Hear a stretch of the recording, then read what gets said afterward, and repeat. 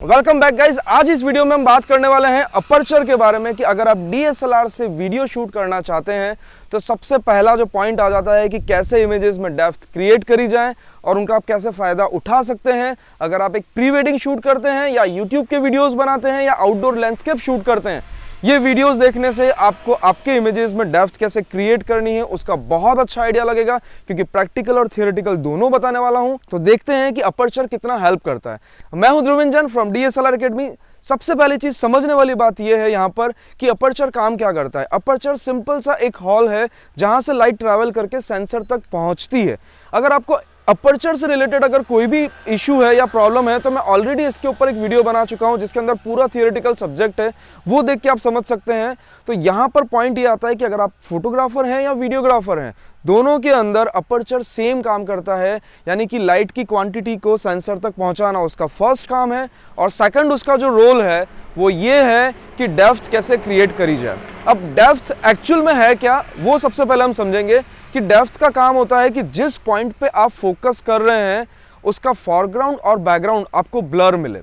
तो यहां पर एज एन एग्जांपल मैं आपको एक चीज दिखा रहा हूं कि हम आउटडोर आज निकले हुए हैं, क्योंकि डेप्थ आउटडोर में ही आपको अच्छे से प्रेजेंट हो सकती थी।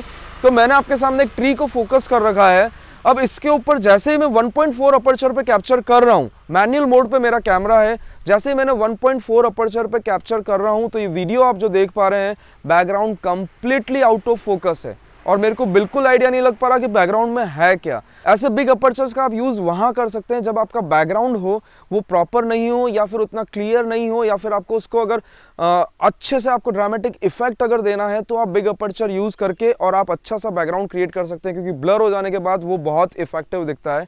बट अगर कई बार ऐसी चीज होती है कि आप एज ए सिनेमेटोग्राफर कई शॉट्स लेते हैं कि आप अगर शूट कर रहे हैं, जैसे मैं यहाँ खड़ा हूँ तो एक फीमेल, अगर आप कपल शूट कर रहे हैं तो फीमेल को अगर आप खड़ा रखते हैं तो मेल अगर पीछे से बैक साइड से वॉक करके आ रहा है तो वो अगर बिल्कुल ब्लर दिखेगा तो पता ही नहीं लगेगा कि वो कौन आ रहा है, वो आपको पता नहीं लग पाएगा, आप जज नहीं कर पाओगे। तब आपको अपर्चर का वेरिएशन करना होता है और वही चीज हो जाती है कि आप कैसे डेप्थ क्रिएट कर सकते हैं।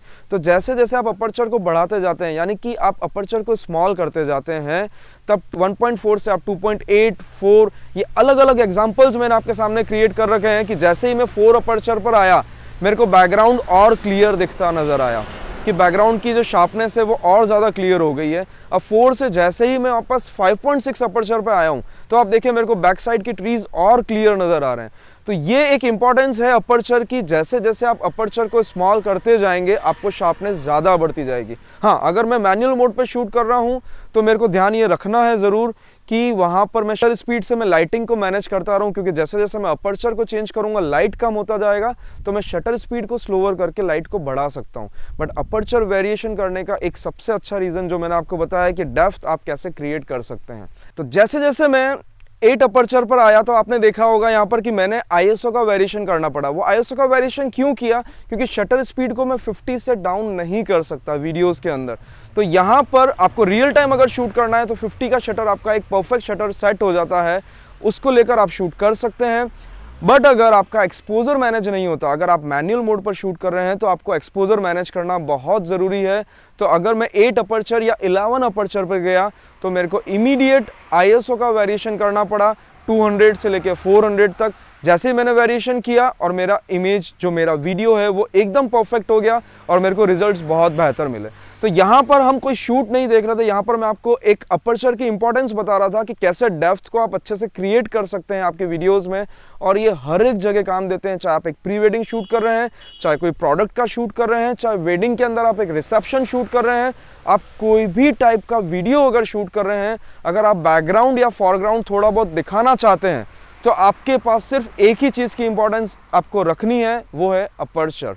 जितना ज़्यादा स्मॉल करते जाएंगे, यानी कि नंबर्स बढ़ाते जाएंगे, आपका बैकग्राउंड और फॉरग्राउंड शार्प होता जाएगा, और जितना बिग यूज़ करते जाएंगे आपको उतना ज़्यादा ब्लरी मिलता जाएगा। जैसे आप ये मेरा वीडियो अभी देख रहे हैं 1.8 अपर्चर पर शूट है 50 mm से, तो आपको बैकग्राउंड कंप्लीटली ब्लर दिख रहा है। क्यों? क्योंकि यहाँ पर इंपॉर्टेंस दिखानी है मेरी। अब अपर्चर्स क्यों यूज़ करते हैं ये तो मैंने आपको बताया, बट एक फंडा और देता हूँ कि अपर्चर क्यों हम बिग यूज़ करते हैं, ताकि हमको बैकग्राउंड ब्लर मिल सके। कि जैसा मैं 11 अपर्चर करता तो अब आप मुझे देखें और मेरा बैक साइड के बैकग्राउंड को देखें जो आपको शार्प दिख रहा होगा, तो इंपॉर्टेंस जो आपको मेरी दिखनी चाहिए थी वो नहीं दिख पाएगी। बट अगेन जैसे ही मैं 1.8 अपर्चर पर अगेन आता हूं, जैसे ही मैं 1.8 अपर्चर पर आया, आप अगेन देखिए बैकग्राउंड ब्लर हो गया है।